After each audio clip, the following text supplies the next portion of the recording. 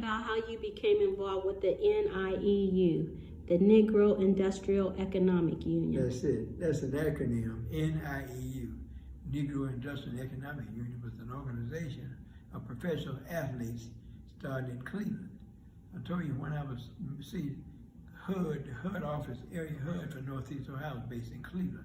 So when I was in the real estate business, I had to go and close my deals over there. And that's what Mr. D.R. Hubbard had his main office. Well, while I was there, we socialized. I got a chance to meet among some of the major athletes. This had been in my early 20s. Jim Brown was one of them. Jim Brown, John Wooten, Walter Beach, guys like that. At the time, they was organizing. They wanted to do something in the civil rights movement, but they couldn't do nothing directly. They kept marching and so forth. So all of them was educated. It was college-trained guys, some young men, about my generation, early 20s. They said, we want to do something in the community. So we organized this group called the Negro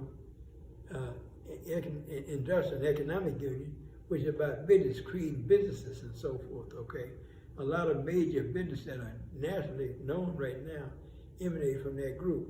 And part of that group, when Muhammad Ali was blackballed from boxing, about 12 or 15 of the top major athletes in the country, all sports. Bill Russell from basketball, Curtis McClinton in football in Kansas City, Brady Keys, who was Pittsburgh Steelers. He had a Kentucky Fried Chicken franchise, and we had athletes from around the country. Bill Russell, of course, was with the Boston Celtics, and they came together to support Muhammad Ali because the media and the government had blackballed him from boxing. So Jim Brown, who was at the head, titular head, but most of the people who did the work was a brother named John Wooten and Bob Saffold. John Wooten had graduated one of the top business scholars in his college from the University of Colorado, and he played football at Colorado. That's the good academic schools at the time. And as a matter of fact, his coach, Bud Wilkerson, was considered the #1 college basketball football coach. And John had studied under him. I forget where John was native to, but he went to Cleveland Browns, but he was the executive director of the Black Economic Union. Jim Brown was the president, and I was the business advisor, and it's all up and around business.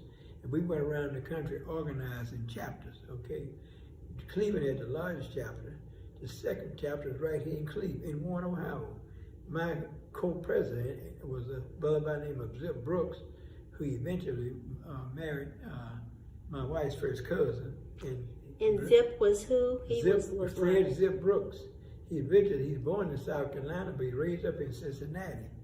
And he was the first African-American to be a head trainer in the National Football League. So back in the late 60s, early mid-60s, for the Pittsburgh Steelers. And he was there for about 2 years. And the coach for the Pittsburgh Steelers was the second year was a guy named Buddy Parker. Buddy Parker had been with the Detroit Lions. He was a Southerner. And what had happened, that's the same year that Dave Rogers from Warren, Ohio, and Lionel Reed from Warren, Ohio, both of them was played was All-Americans in college, okay? Both of them was in the Army. They got the Army at the same time. They played against each other for Army championships over in Germany, just so happened. So both of them came back to the States at the same time.